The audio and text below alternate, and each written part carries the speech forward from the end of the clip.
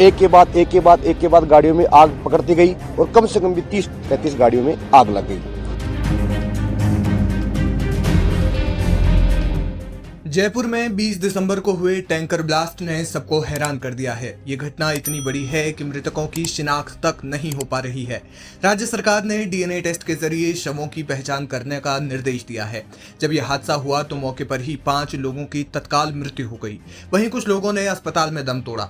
जिन लोगों की मौके पर ही धमाके की चपेट में आकर मौत हुई, उनमें एक शख्स उत्तर प्रदेश के मैनपुरी से भी है, जिसका नाम लालू बताया जा रहा है।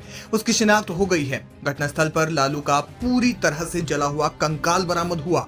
जब शवों को अस्पताल ले जाया गया तो फोरेंसिक की मदद से डीएनए रिपोर्ट के जरिए लालू की पहचान हो सकी।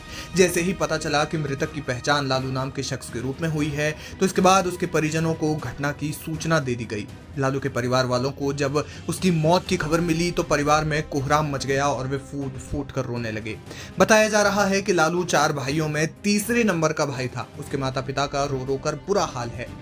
लालू के परिजनों का कहना है कि वो ट्रक या कंटेनर चलाता है और अक्सर घर आता जाता रहता है। अभी 5 दिन पहले ही वो घर आया था। जिस दिन ये घटना हुई उस दिन वह कंटेनर में गाड़ी को लोड करके जयपुर की ओर जा रहा था, लेकिन तभी यह हादसा हो गया। बताया जा रहा है कि जिस कंटेनर ट्रक को लालू चला रहा था वो कुछ मीटर की दूरी पर था, लेकिन जैसे ही एलपीजी कंटेनर की टक्कर हुई वैसे ही धमाके के साथ कई मीटर आगे और पीछे आग फैली और घटनास्थल के नजदीक मौजूद लोगों को बचने का मौका तक नहीं मिला।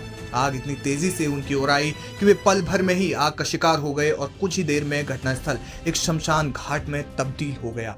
मौके पर प्रशासन हरकत में आया और कड़ी मशक्कत के बाद आग पर काबू पाया जा सका। इसके बाद अग्निशमन विभाग की टीम ने कंटेनर के अंदर से लालू का शव बरामद किया। इस घटना की भयावह स्थिति के बारे में बताते हुए कांडोई अस्पताल के मालिक डॉक्टर रमन कांडोई ने कहा कि अलग अलग डिग्री के जले हुए लगभग 30 लोग मदद की गुहार लगाते हुए पहुंचे। उनका शरीर जल रहा था और वे दर्द से तड़प रहे थे। एक सर्जन के तौर पर मेरे लिए ये काफी खौफनाक मंजर था। इसके बाद उन्होंने और उनकी पत्नी जो एक डॉक्टर है, उन्होंने प्रारंभिक इलाज शुरू किया। इसके बाद एम्बुलेंस में एसएमएस अस्पताल पहुंचाया गया। घटना के बाद कांग्रेस नेता सचिन पायलट एसएमएस अस्पताल पहुंचे और हादसे में घायल हुए लोगों का हालचाल जाना। उन्होंने मामले की गंभीरता से जांच की मांग की है। रोड पर क्योंकि वो हादसा, क्योंकि इसमें ऑयल टैंकर इन्वॉल्व था, इतनी आग लगी और बड़ा एक भीषण हादसा हुआ। मुझे लगता है कि इससे हम सब बहुत दुखी हैं, लेकिन मैं चाहूँगा कि इस पर हम लोग जांच अवश्य करें। किन कारणों से इतना बड़ा हादसा हुआ?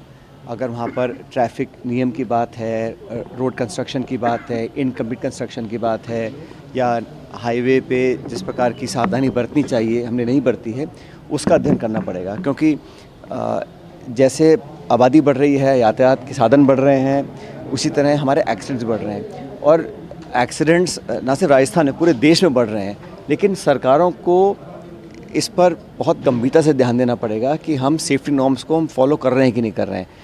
अभी कुछ अखबार में मैंने पढ़ रहा था कि कुछ कमियां हैं, शायद उसमें पुलिस डिपार्टमेंट है या परिवहन